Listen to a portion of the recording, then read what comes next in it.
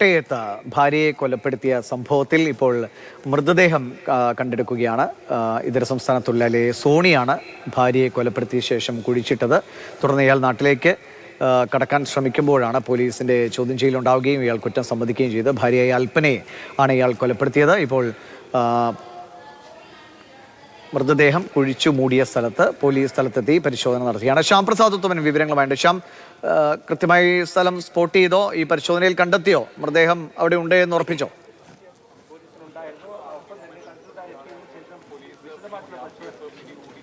ദിവിഷ, അതായത് മൃതദേഹം അല്പം മുമ്പ് കണ്ടെടുക്കുകയുണ്ടായി. അതായത് കുഴിച്ചിട്ട സ്ഥലത്ത് വലിയ ആഴത്തിലല്ല, ചെറിയ ഒരു കുഴിയാണ് എടുത്തിരുന്നത്. അതായത് ഇവിടെ നിർമ്മാണത്തിലിരിക്കുന്ന ഒരു വീടാണ്. ഏകദേശം 90% ഈ വീടിൻ്റെ നിർമ്മാണം പൂർത്തീകരിച്ചു. അതിനുശേഷം ഇവിടുത്തെ മണ്ണുപണിയും കാര്യങ്ങളും ഒക്കെ ആയിരുന്നു ഈ സോണി എടുത്തിരുന്നത്. ഈ കൊലപാതകം നടന്നതെന്ന് പറയുന്നത് ഒക്ടോബർ 14 ചൊവ്വാഴ്ചയാണ്. ആ ചൊവ്വാഴ്ച രാവിലെയോട് കൂടിയാണ് ഈ കൊലപാതകം നടക്കുന്നത്. അതായത് രാവിലെ 7:15 സോണി തൻ്റെ ഭാര്യയുമായി ഈ ഇളപ്പന എന്ന് പറയുന്ന ഈ സ്ഥലത്ത് ജംഗ്ഷനിൽ ഓട്ടോയിൽ വന്നിറങ്ങുന്നു. അതിനുശേഷം അവിടെ നിന്ന് ഭാര്യയുമായി നടന്ന് ഈ കൊലപാതകം നടന്ന, അതായത് മണ്ണനാൽ ഡെന്നിയുടെ വീടാണ്, ഈ വീട്ടിലാണ് കൊലപാതകം നടന്നത്. ഈ വീട്ടിലേക്ക് ഭാര്യയുമായി ഇയാൾ നടന്നു വരുന്നു.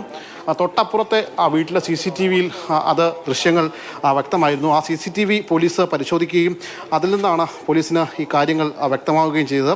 7:15 ഈ അൽപ്പനയുമായി സോണി നടന്നു പോകുന്ന ദൃശ്യങ്ങൾ ലഭിക്കുന്നു. 7:45 തിരികെ സോണി നടന്നു പോകുന്നുണ്ട്. പക്ഷേ തിരികെ നടന്നു പോകുമ്പോൾ സോണി ഒറ്റയ്ക്കാണ്, കൂടെ ഉണ്ടായിരുന്ന അൽപ്പനയില്ല. അതിനുശേഷം പിന്നീട് അന്നേ ദിവസം തന്നെ ഈ വീട്ടുടമ ഡെന്നി ഈ സോണിയെ ഇവിടുത്തെ ജോലികൾക്കായി വിളിക്കുന്നുണ്ട്. രാവിലെ 9 മണിയോടുകൂടി ഈ കൊലപാതകം നടത്തിയ ശേഷവും ഒരു കൂസലുമില്ലാതെ അയാൾ ഇവിടെ ജോലിക്ക് എത്തി എന്നതാണ് ഏറ്റവും പ്രധാനപ്പെട്ട കാര്യം. ഇവിടെ എത്തി ഇവിടുത്തെ മണ്ണ് പണിയിൽ ഏർപ്പെടുകയും തുടർന്ന് വൈകിട്ട് ഈ പണി കഴിഞ്ഞ് തിരികെ പോവുകയുമായിരുന്നു. അതിനുശേഷമാണ് ഇയാളുടെ കൂടെ ഉണ്ടായിരുന്ന മറ്റാളുകൾ ഈ അൽപ്പനയെ കാണാനില്ല എന്ന് പറയുകയും തുടർന്ന് അവർക്കൊപ്പം എത്തി ഈ സോണി അയർക്കുന്നം പോലീസ് സ്റ്റേഷനെത്തി പരാതി നൽകുകയാണ്. ഭാര്യയെ കാണാനില്ല എന്നും. 2 കുട്ടികളാണുള്ളത്. 7, 9 വയസ്സുള്ള 2 കുട്ടികൾ ഇവർക്കുണ്ട്. പോലീസ് അതിൻ്റെ അടിസ്ഥാനത്തിൽ പരിശോധനയും കാര്യങ്ങളൊക്കെ നടത്തി. ആരെങ്കിലും സംശയമുണ്ടോ എന്ന് ചോദിച്ചു.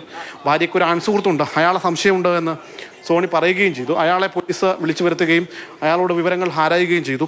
എന്നാൽ അയാളിൽ നിന്നും കാര്യമായൊന്നും തന്നെ പോലീസിന് ലഭിച്ചില്ല.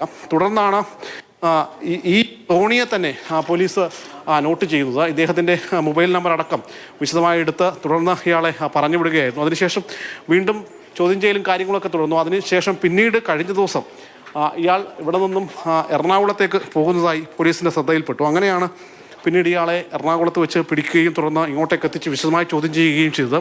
അതിൽ ഇദ്ദേഹം കുറ്റസമ്മതം നടത്തുകയാണ്. ഇന്നലെയാണ് ഇയാളെ പിടികൂടുന്നത്. കുറ്റസമ്മതം നടത്തി ഇവിടെ എത്തിയപ്പോൾ ഈ സംഭവ സ്ഥലത്ത് തെളിവെടുപ്പ് നടന്നുകൊണ്ടിരിക്കുകയാണ്. ഇവിടെ ഒരു വലിയൊരു ജനക്കൂട്ടവും മറ്റുമൊക്കെയുണ്ട്. ഈ പ്രദേശത്തെ സംബന്ധിച്ചിടത്തോളം ഇവിടെ ആദ്യമായിട്ടാണ് ഇത്തരത്തിൽ ഇങ്ങനെ ഒരു കൊലപാതകം നടക്കുന്നത്.